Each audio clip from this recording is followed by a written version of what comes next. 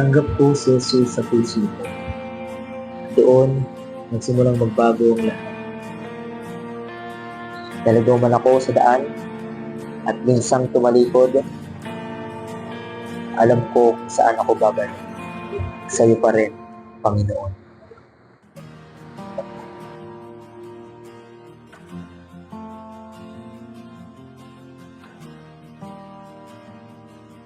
Since 2011, nandito na ako sa church. Bata pa lang ako, 4 years old. Dito ako nag-start. Maraming karanasan, maraming mga kalaro. Talagang masaya kapag bata. Kapag bata ka sa church, ganyan, masaya. Pero nung dumating ang 2015, I'm 8 years old, 9 years old, I think. Tapos, marunong nang makipagtropa sa labas, marunong makipagbarkada na din. After noon, 12 years old, naging masyadong tambay na ako sa labas, hindi na masyadong nakakapag-church. Biruin mo, yung mga magulang ko nasa church, pati kuya ko nasa church, tapos ako bilang isang anak na lumaki sa church, nawala sa church. So yun, dumating ang COVID-19, at binalak ulit mag-church. Ang kaso, nagsarado ang aming church. Kaya ang nangyari, may nag-invite sa akin na isang sister na galing sa ibang church. In-invite niya ako, Bible study niya ako. Habang tumatagal, ako ay napasama na rin sa church nila. Hanggang 2023, tuloy-tuloy yun. Maganda naging karanasan ko doon. Natuto ako kung paano magbasa ng Bible. Natuto ako kung paano magbuklat ng Bible. Natuto ako yung mga bagay na hindi ko natutunan dati nung bata pa ako ay natutunan ko. Pero after noon, ang pananampalataya ko ay bumaba. Nanghina ang pananampalataya ko dahil napapabisyo, napapatropa ulit. Parang same lang din nangyari sa akin dati. Talagang na-realize ko na mahina ang pananampalataya ko. Kasi kung malakas ang pananampalataya ko noon, siguro hindi ako up and down. Balik-balik sa church, ganyan. Pero yun nga, pagdating ng mga ng time na yun na nanghina ako, talagang nakaramdam ako ng pagbabago sa sarili ko. Nagbago ako kung paano makitungo sa tao. Nagbago ako kung paano mapag-usap sa iba. The way na mapag-usap ako dati. 2024, in-invite ako ni Kuya Jay, ang aking youth advisor. In-invite niya ako. Nakatambay ako sa tapat ng cluster namin noon. Naglalakad sila, nag-invite sila. Nakita niya ako. Kinausap niya ako. Sabi niya sa akin, kung gusto ko daw, kung willing daw ba ako na sumama sa youth camp. Willing daw ba ako? Pero sagot ko naman, syempre, di ba? Yung pakiramdam na in-invite ka ulit, na dati mong ka-churchmate, masaya. Nung in-invite niya ako. And then yun, dumaan ng youth camp, sumama ako. Then ibang klase. Ibang klase ng mga youth, may mga unbeliever, may mga believers, may mga galing ibang bansa, may mga missionaries. Lahat nandun. Naranasan ko lahat. Makipaglaro, basketball, mapag-fellowship, makipag-Bible study, devotion. Naranasan ko ulit doon. After noon, worship night, doon na nag-start. Anong gabing yun? Grabe. Iba yung presence ng Lord. Nung pinag-pray ako ng isang pastor doon, ibang klase. Klase talaga. Pero akala ko yun na. Akala ko yun ang simula. Kasi after the camp, nung bumalik kami ulit dito sa lugar namin, bumagsak ulit ako. Kaya nung after nung kinagabihan, nag-pray ako. Kung talagang totally surrendered na ako. Sinabi ko kay Lord na, Lord, susurrender ko na sa'yo lahat.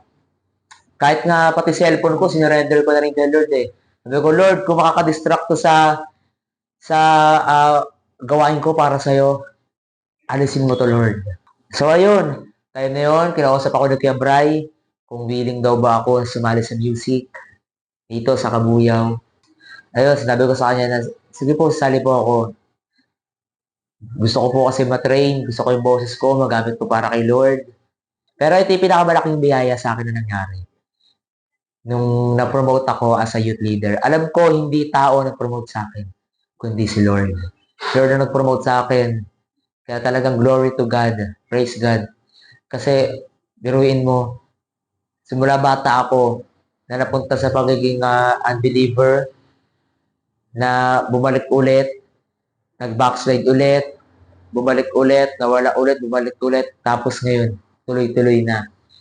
Kaya ang pray ko kay Lord, ay sa tuloy-tuloy pa, lahat ng gawain niya ay masagawa pa. Ang kanyang word ay maikalat pa sa iba. Kasi katulad ko, marami din nangangailangan ng salita ng Lord. Marami din nangangailangan ng salita ng Diyos. Nangangailangan ng salvation, ng good news, gospel. Ayan, kailangan nila. Kasi katulad ko, marami talaga nangangailangan. Kaya yon, bilang youth leader, patuloy tayo na magpalago, patuloy tayong magpagamit sa Lord. Patuloy natin ipaggamit ang ating talento na nakatago na nakatambak lang, hindi nagagamit. Pag-utin natin kami dito sa Lord. Huwag tayong mahihiya na ipakita ito. Dahil hindi natin ito pinapakita sa tao, hindi pinapakita natin ito para sa Lord.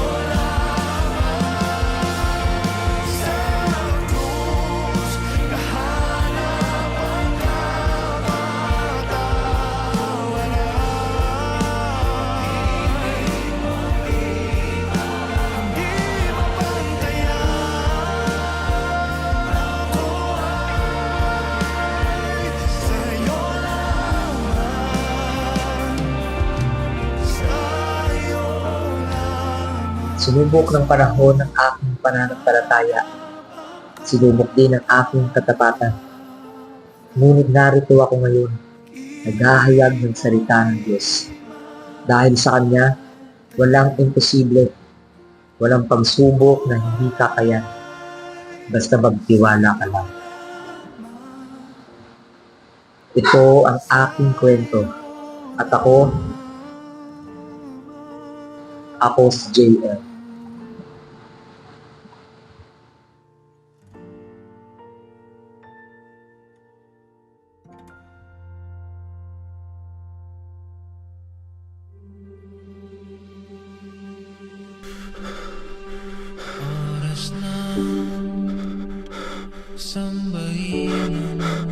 Nagkaroon ng karambulan ang grupo ng mga kabataan matapos ang isang pagtatalo na nauwi sa pisikal na engkwentro. Nauwi rin ito sa insidente ng saksakan kung saan may ilang nasugatan at agad naman dinala sa pagamutan. Patuloy ang investigasyon at paalala ng mga opisyal. Hindi solusyon ang karahasan. Mga dalangin sa'yo, sana'y pakinggan mo.